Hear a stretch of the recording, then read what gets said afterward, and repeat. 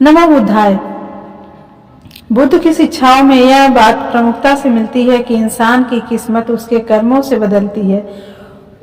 उनके समय की एक कहानी इस सत्य को दर्शाती है। किसी गांव में एक निर्धन किसान हुआ करता था। उसका नाम कासिव था। वह बेहद गरीब था और अपने परिवार के लिए मुश्किल से 2 वक्त की रोटी कमा पाता था।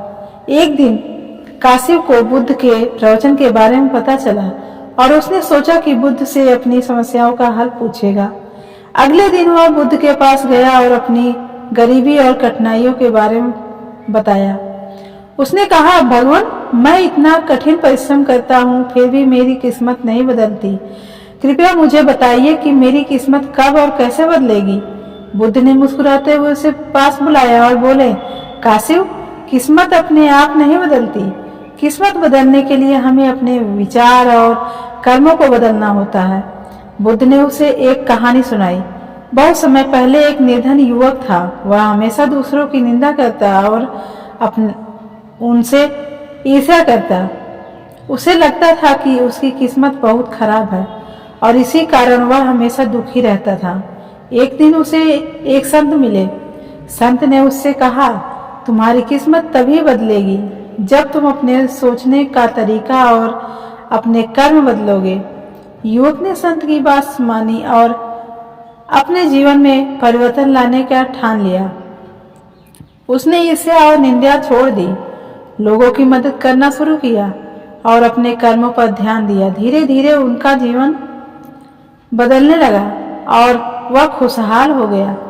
बुद्ध ने कासिव से कहा, इस कहानी से तुम समझ सकते हो कि किस्मत केवल तुम्हारे बाहरी हालात पर निर्भर नहीं करती, बल्कि हमारे आंतरिक गुणों और विचारों पर भी निर्भर करती है।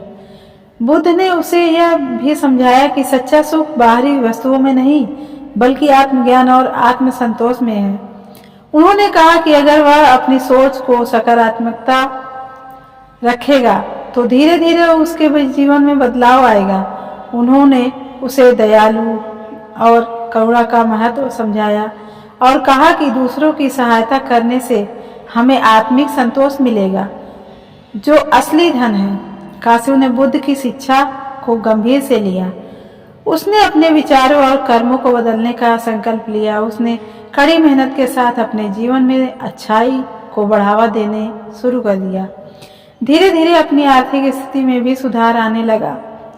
लोगों का सम्मान भी उसे मिलने लगा और वह खुशहाल जीवन जीने लगा। इस प्रकार बुद्ध की यह शिक्षा की किस्मत हमारे कर्मों से नहीं बनती कासिव के जीवन में सच साबित हुई।